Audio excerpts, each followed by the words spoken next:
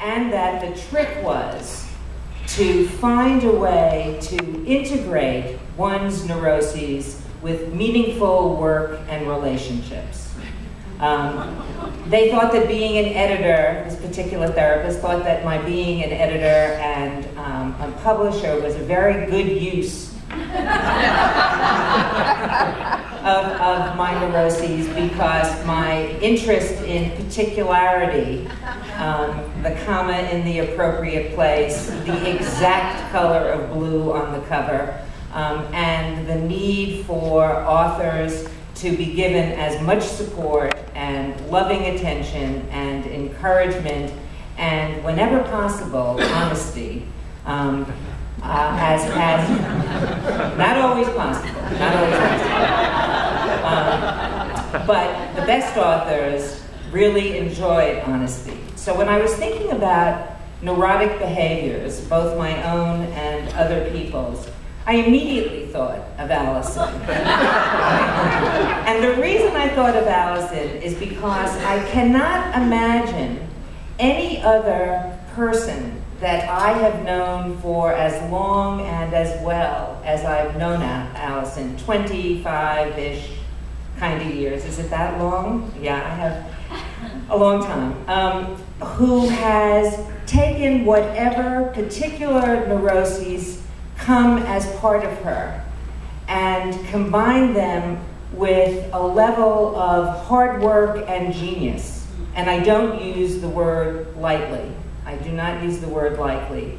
To turn her life into a creative, constant unfolding adventure that we get to read on the page. And I have to say, I met Alison when she was in her early 20s, and we both were remarking that even she has now some gray hair. And I don't think that either of us envisioned what has come to pass in terms of the work that she's done, the writing and attendant graphic material that goes with it. And it's also very interesting because there are very few, to the best of my knowledge, there are very few graphic people who write as well as Alison does. And the combination of those things, not to mention the number of things that she's able to enclose in a small frame, okay, so that you have to spend a lot of time really looking at what's on the page rather than just casually glancing at the drawing that appears there. She has applied herself in a way that utilizes every possible skill and then the additional learned ones that a person with her innate talent could bring to bear in terms of her work.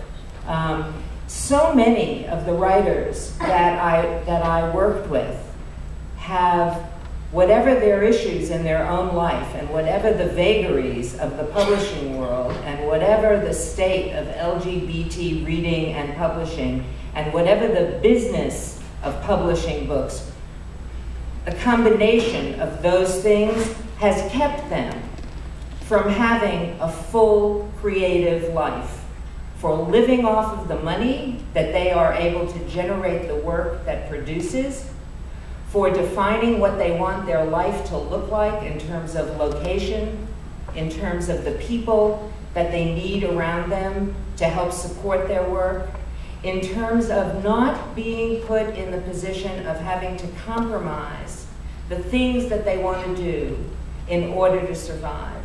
That is both a stroke of genius in terms of the way Alison has been able to put that together, and incredibly good fortune. And I have to say that when I was a publisher, there was no author who gave me less trouble and made me more money than Alison.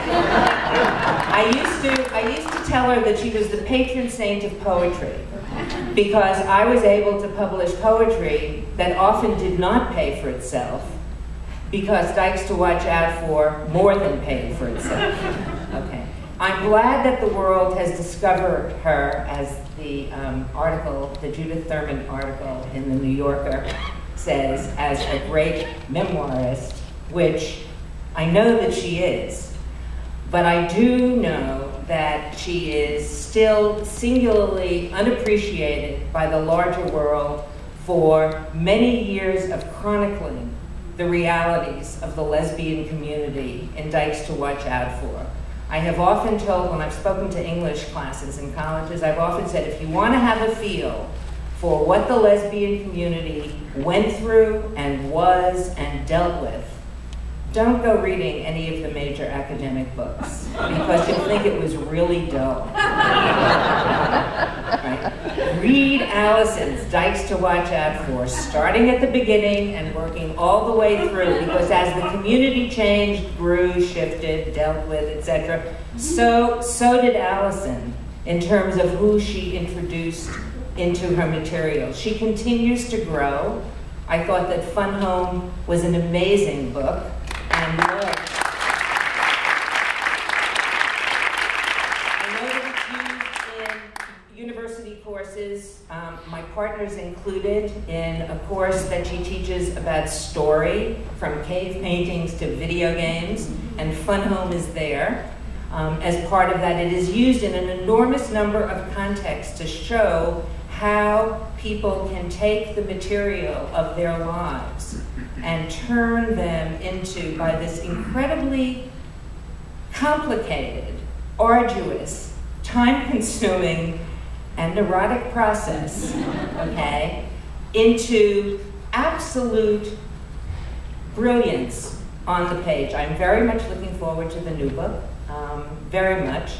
I think I'll enjoy it much more than Judith Thurman's article in the New Yorker. And it is a pleasure for me, a deep personal pleasure since meeting and, I would like to say discovering, but it wasn't discovering, it was saying to Alison, reading her single frame cartoons in Woman News, the women's newspaper in New York City, many years ago. Do you know how good you are? Okay, Alison Bechdel.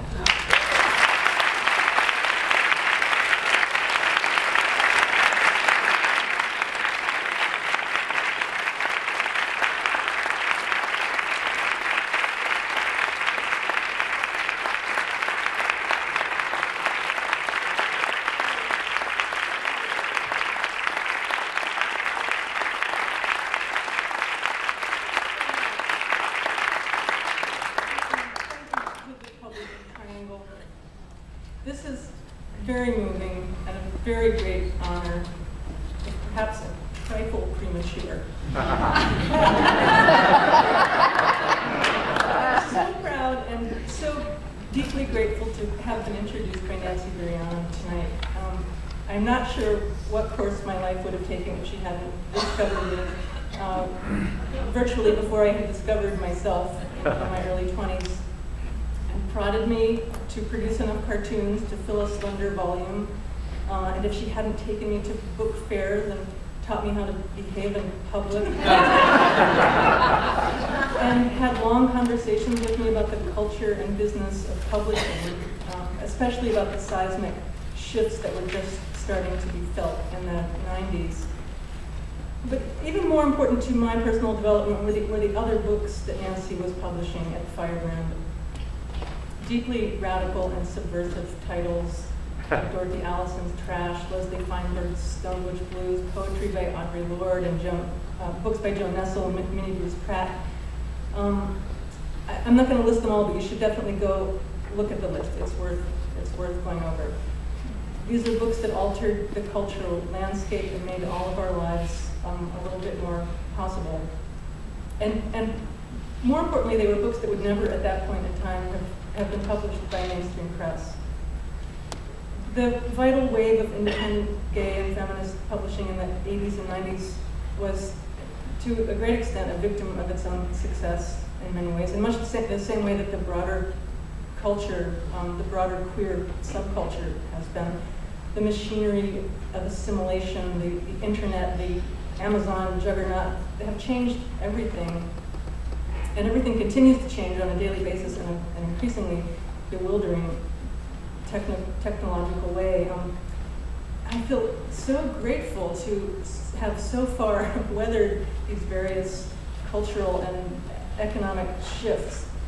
But I'm very aware of the fact that none of it would have been possible without Nancy's acumen and vision. It was her idea sometime in the mid-90s, at least a decade before it became a hot publishing trend, that I should write a graphic novel. And it took me a long time, and a lot of things happened in the meantime, including Nancy's decision to sell the company. But I did write a graphic novel, and Fun Home pretty much saved my publishing ass. I feel doubly honored to be sharing the stage tonight with Frances Golden, whose agency represented Fun Home. I feel very conscious of being an odd bridge between our publishing past and present, and very conscious that without a firm footing in that past, in that pioneering moment that Nancy and Fireground were such a pivotal part of, I would not be a bridge at all. I would be floundering in the river, or would perhaps have had to go to law school. I just want to end by saying that I just happened to hear Dorothy Alison read last Friday night. She was touring with Sister Spit, amazingly. She was the last performer, and she read a story from Trash, which Nancy published, a story called River of Names, which Bastard out of Carolina grew out of. And Dorothy explained at the beginning that she didn't read this piece very often. And then she proceeded to read the piece, which is a brutal, excoriating, excruciating tale. And she was reading it to a room full of very young people, a lot of young queers, probably in their early 20s. And she scared the shit out of them. It was amazing. It was such an amazing thing to see this book coming to life again for a new, young audience. So that's all I want to say. Thank you to Nancy for everything. Thank you to the Publishing Triangle. Thanks all of you for all the work that you do. Thanks.